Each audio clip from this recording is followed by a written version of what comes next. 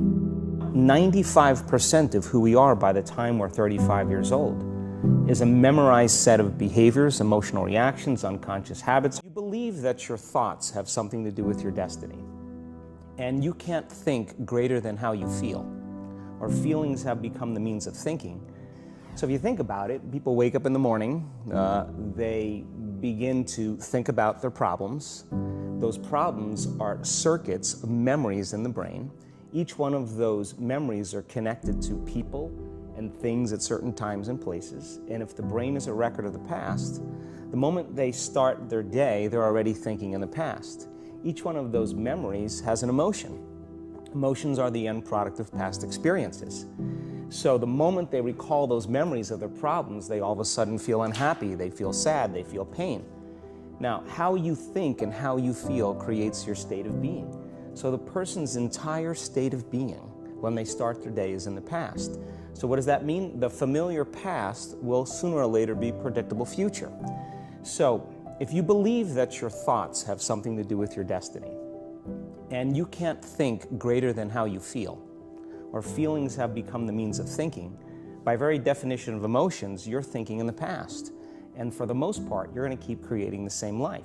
So then people grab their cell phone, they check their WhatsApp, they check their text, they check their emails, they check Facebook, they take a picture of their feet, they post it on Facebook, they tweet something, they do Instagram, they check the news, and now they feel really connected to everything that's known in their life.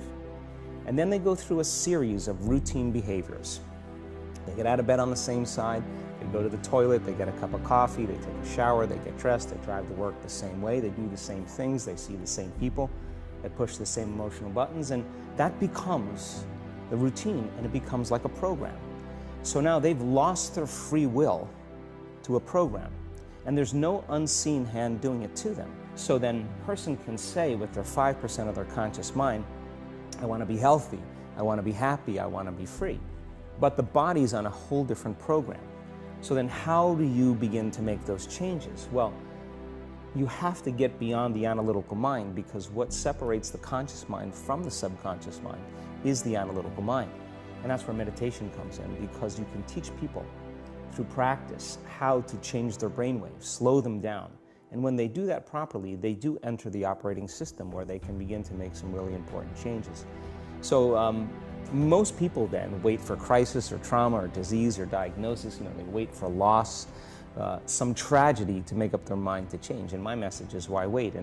And you can learn and change in a state of pain and suffering, or you can learn and change in a state of joy and inspiration. And I think right now, the cool thing is that people are waking up. What is that? Why do people find it so hard to get past trauma? Well, the stronger the emotional reaction you have to some experience in your life, the higher the emotional quotient, the more you pay attention to the cause. And the moment the brain puts all of its attention on the cause, it takes a snapshot, and that's called a memory. So long-term memories are created from very highly emotional experiences. So what happens then is that people think neurologically within the circuitry of that experience, and they feel chemically within the boundaries of those emotions. And so when you have an emotional reaction to someone or something, most people think that they can't control their emotional reaction. Well, it turns out if you allow that emotional reaction, it's called a refractory period, to last for hours or days, that's called a mood. You say to someone, hey, well, what's up? You say, I'm in a mood. Well, why are you in a mood? Well, I had this thing happen to me 5 days ago, and I'm having one long emotional reaction. You say to the person, why are you this way? And they'll say, I am this way because of this event that happened to me 15 or 20 years ago. And what that means from a biological standpoint is that they haven't been able to change since that event. So then the emotions from the experience tend to give the body and the brain a rush of energy. So people become addicted to the rush of those emotions, and they use the problems and conditions in their life to reaffirm their limitation, so at least they can feel something. So now when it comes time to change, you say to the person, why are you this way? Well, every time they recall the event, they're producing the same chemistry in their brain and body as if the event is occurring, firing and wiring the same circuits and sending the same emotional signature to the body. Well, what's the relevance behind that? Well, Your body is the unconscious mind. It doesn't know the difference between the experience that's creating the emotion and the emotion that you're creating by thought alone. So the body's believing. It's living in the same past experience 24 hours a day, 7 days a week, 365 days a year. And so then when those emotions influence certain thoughts, and they do, and then those thoughts create the same emotions, and those same emotions influence the same thoughts, now the entire person's state of being is in the past. The hardest part about change is not making the same choices you did the day before, period. And the moment you decide to make a different choice, get ready, because it's going to feel uncomfortable. It's going to feel unfamiliar. Why does it feel so uncomfortable? Is it because of the neurons that fire together wire together, so there's like an easiness to that loop, just because literally, and you've talked very eloquently about this, the way that the neurons connect in the brain, how rapidly, I've seen you show footage of how rapidly those connections happen, which is pretty incredible. Is that what makes it so discomforting for people? I think that the bigger thing is that we keep firing and wiring those circuits. They become more hardwired. So you have a thought and then the program runs. But it's the emotion that follows the thought. If you have a fearful thought, you're going to feel anxiety. The moment you feel anxiety, your brain's checking in with your body and saying, yeah, you're pretty anxious. So then you start thinking more corresponding thoughts equal to how you feel.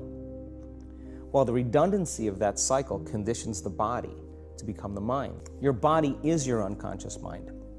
In a sense, if you're sitting down and you start thinking about some future worst-case scenario that you're conjuring up in your mind, and you begin to feel the emotion of that event, your body doesn't know the difference between the event that's taking place in your world, outer world, and what you're creating by emotion or thought alone. So most people then, they're constantly reaffirming their emotional states. So when it comes time to give up that emotion, they can say, I really want to do it, but really the body is stronger than the mind because it's been conditioned that way. So the servant now has become the master. And the person all of a sudden, once they step into that unknown, they'd rather feel guilt and suffering because at least they can predict it. Being in the unknown is a scary place for most people because the unknown is uncertain. People say to me, well, I can't predict my future.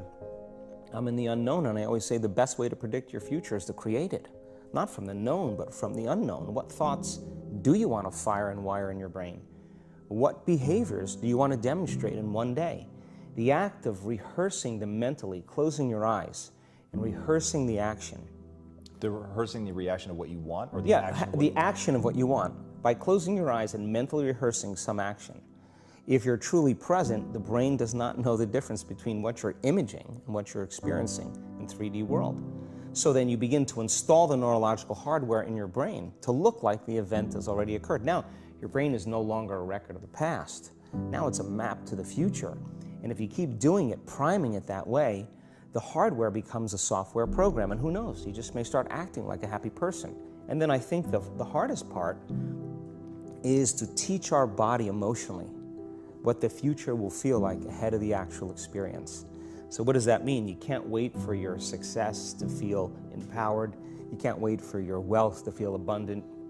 You can't wait for your new relationship to feel love, or your healing to feel whole. I mean, that's the old model of reality of cause and effect, waiting for something outside of us to change how we feel inside of us. And when we feel better inside of us, we pay attention to whoever or whatever caused it. But what that means then is that from the Newtonian world is that most people spend their whole life living in lack, waiting for something to change out there. The moment you start feeling abundant and worthy, you are generating wealth. The moment you're empowered and feel it, you're beginning to step towards your success. The moment you start feeling whole, your healing begins. And when you love yourself and you love all of life, you'll create an equal. And now you're causing an effect. And I think that's the difference between living as a victim in your world, saying, I am this way because of this person or that thing or this experience. They made me think and feel this way. When you switch that around, you become a creator of your world, and you start saying, my thinking and my feeling is changing an outcome in my life. And now that's a whole different game, and we start believing more that we're creators of reality. If you're not being defined by a vision of the future, then you're left with the old memories of the past, and you will be predictable in your life. And if you wake up in the morning and you're not being defined by a vision in the future, as you see the same people and you go to the same places and you do the exact same thing at the exact same time, it's no longer that your personality is creating your personal reality. Now your personal reality is affecting or creating your personality. Your environment is really controlling how you think and feel unconsciously, because every person, everything, every place, every experience has a neurological network in your brain. Every experience that you have with every person produces an emotion. So some people will use their boss to reaffirm their addiction to judgment. They'll use their enemy to reaffirm their addiction to hatred. They'll use their friends to reaffirm their addiction to suffering. So now they need the outer world to feel something.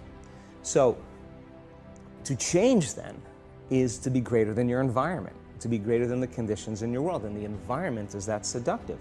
So then why is meditation the tool? Well, let's sit down, let's close our eyes. Let's disconnect from your outer environment. So if you're seeing less things, there's less stimulation going to your brain. If you're playing soft music or you have earplugs in, less sensory information coming to your brain, so you're disconnecting from your environment.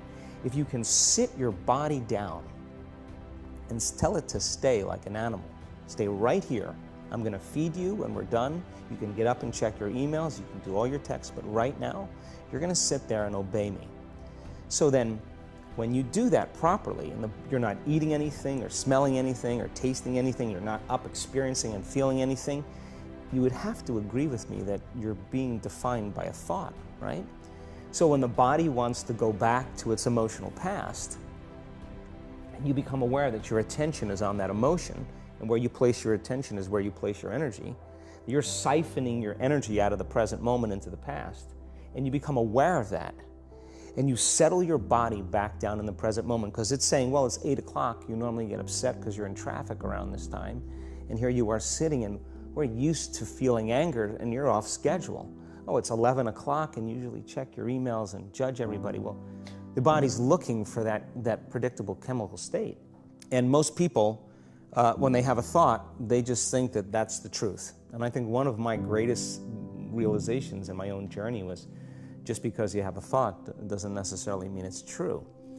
So if you think 60 to 70,000 thoughts in one day, and we do, and 90% of those thoughts are the same thoughts as the day before, and you believe that your thoughts have something to do with your destiny, your life's not going to change very much, because the same thought leads to the same choice leads to the same behavior creates the same experience, and the same experience produces the same emotion. And so then the act of becoming conscious of this process to begin to become more aware of how you think, how you act, and how you feel, it's called metacognition. And so then why is that important? Because the more conscious you become of those unconscious states of mind and body, the less likely you're going to go unconscious during the day, and that thought is not going to slip by your awareness unchecked, because it means to know thyself. The word meditation means to become familiar with. It's so important, just like a garden. If you're planting a garden, you got to get rid of the weeds. You got to take the plants from the past year and you got to pull them out. The rocks that sift to the top that are like our emotional blocks, they have to be removed. The soil has to be tenderized and broken down. We have to make room to plant a new garden. So primarily, we learn the most about ourselves and others when we're uncomfortable. Because the moment you move into that uncomfortable state, normally a program jumps in.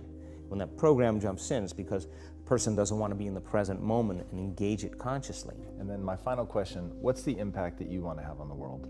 I think that the end game for me is to empower people to such a degree that they realize that they need less things outside of them to make them happy, less things outside of them to regulate their moods and their behaviors, and that they begin to use the kind of the power that we all have access to, and to really to change the world, to make a difference so that there's more peace, there's more wholeness, there's more connection, that we support and love each other, we serve better, and I think that we have to start, for the most part, if everybody's working on themselves and